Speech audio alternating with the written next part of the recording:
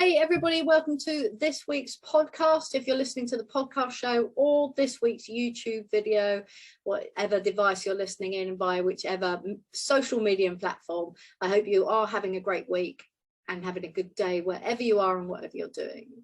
So welcome to another episode, and in today's episode we're going to be talking about how to say what you really want to your family. Now, I'm often asked this question because it feels like when we have discussions with our family that are important or that we find might be difficult or challenging for us, it becomes emotional and people find it more difficult to have the normal everyday conversations.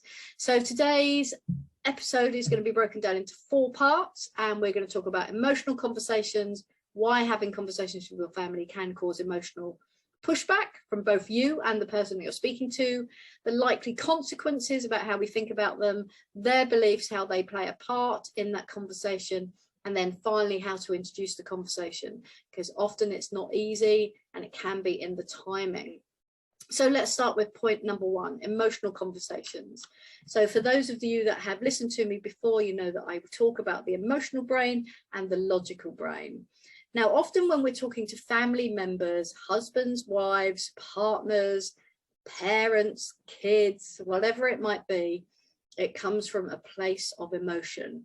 And when we have emotional conversations, our emotional side of the brain takes over, and we can be, I'm not saying we are always, but we can be different than we are when we're logical. Think about it. So the people that we love and care about the most, they see us at our worst, okay? And the people that perhaps are not as important to us, we always are on our best behavior. It's funny. Maybe it's a trust thing. I keep looking at this, and maybe it is a trust thing that, you know, when we have really deep, intimate relationships with people, then we don't feel that we're going to be judged by them if we are emotional. So the emotional conversation aspect of it makes it harder in the first place. And often what we will do is build up the conversation in our head. So sometimes family conversations are impulsive. By that I mean that your kids come in, that they start slamming doors. So your immediate reaction is to go something along the lines of, hey, stop slamming the doors, you know, why are you slamming them? What's the problem with you? What's the matter? Don't just come home with all that attitude. And immediately as a parent, we go into that emotional conversation. The child will then push back often and give us an emotional response like, you don't understand me, or you've got no idea what my day was like, or it's just a door, and conversations like that. Or we might be having conversations with our partners, and it might be about parenting, for example, or how you're going to spend Christmas. Christmas is always a good one. I know it's the middle of October and it's a little bit early for me to be talking about Christmas. I get it, but Christmas can cause emotional responses. And then finally with your parents, I'm 53, my parents are getting older, and I've started to find myself being more of a parent or making decisions that my parents would have made for me. And I wasn't expecting that as I got older. So that's been quite interesting. And when we're emotional, we always look at the world from our perspective, because it's our emotions that are driving our behavior. So we don't see, or we don't stop, or we don't press the pause button to think about the other person. So that's number 1, emotional conversations. So if you're going to have a conversation in your family, which is important, then think about the emotional side of it and think about your own emotional triggers and the emotional triggers of the other person before you have the conversation. Secondly, likely consequences. When we talk about difficult conversations within a family unit, there's often going to be a consequence to that. Now, it might be a family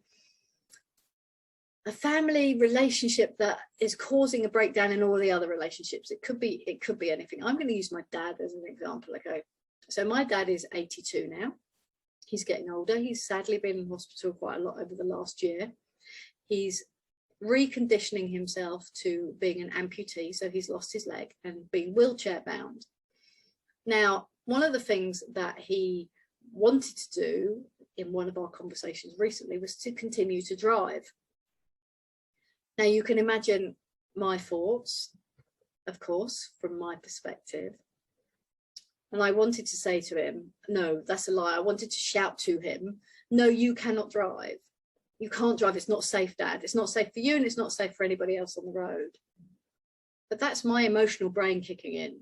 my protective brain, my brain that wants to stop anybody being hurt, and also to protect my dad.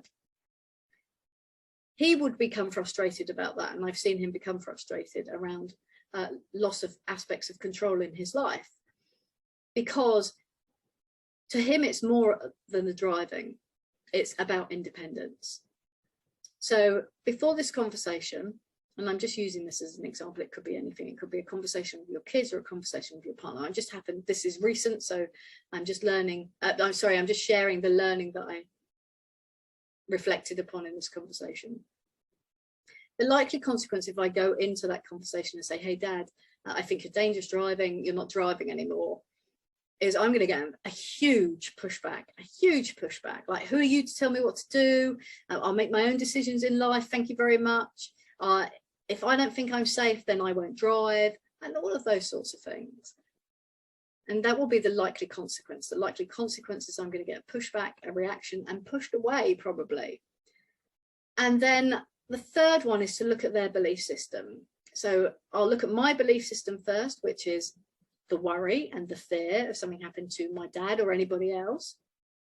But then their belief system, you know, my dad's been driving for years. He's always been a safe driver. He has always been proud of driving, and he's used it. You know, he used to pick us up all the time. He'd come out and pick my sister up. He'd drop us off everywhere. And now him and Mum being on their own, he was the person. My mum doesn't drive, so he was the person that drives them around. So there's a whole belief system around there about control, about his role, in the family unit, about protecting my mum, about being there for her, and about the independence. So when I have my belief system and I introduce a conversation that is going to be in conflict from my dad's belief system, I'm going to get pushback, which is likely to create a emotional response in me. So I have to be careful about how I introduce that conversation, when and where to do it, and to think about it before just going straight in. Temptation is to just, I hear my dad say, oh, I'm going to apply for my driving license, and every part of my being is screaming, no, you know, I'm not saying I'm right, honestly, and I'm not saying I'm wrong. I'm just telling you how it is so that we can learn from this conversation. And that's what I wanted to scream at him. No, Dad, please don't get in your car. Please don't send off for your driving license. I love you dearly, but it's just not a good idea. But if I had said that, we know that it would be emotional. We know there's going to be a consequence, and we know we're going to be pushing against my dad's belief system. So think about how you're going to introduce the conversation. You can't just have it, because it just becomes an emotional car crash of everybody being emotional. So think about how you're going to introduce the conversation, play it through in your mind, think about where that's going to happen. And also, if you sit down with somebody and say, hey, you know what, I want to talk to you about something really important, then that kind of gets people's backs ready for perhaps a conversation they don't want to have.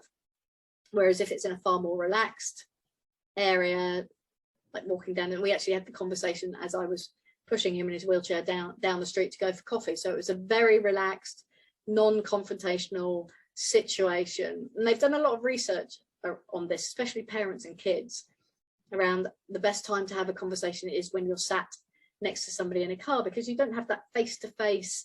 It doesn't seem so serious. You're kind of just chatting and looking around, and it's far more relaxed. So think about how to introduce that conversation. So in summary, and keeping it short today, it's emotional conversations sometimes are the thing that drive family units, that they don't want to talk about something. And it's often the conversations we don't want to have are the ones that we should be having, but they can be emotional. There is probably going to be a consequence. So think that through. What is the likely consequence? Because when you know all of this, you can prepare yourself for it.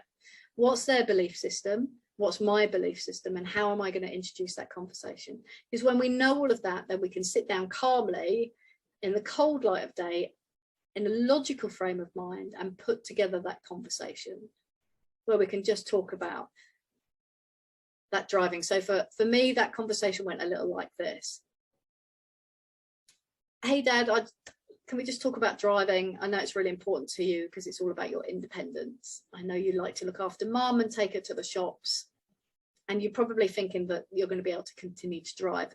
What's your feelings around that for the future?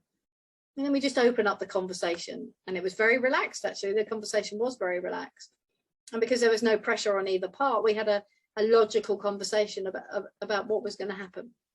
What was going to happen next. I hope you find that useful and that you'll be able to take those tips into any conversation that you're going to have with your family. Let me know if I can help you further. Just come and visit me or see me at www.thecommunicationcoach.co.uk. Okay, take care. Have a lovely evening wherever you are and whatever you're doing.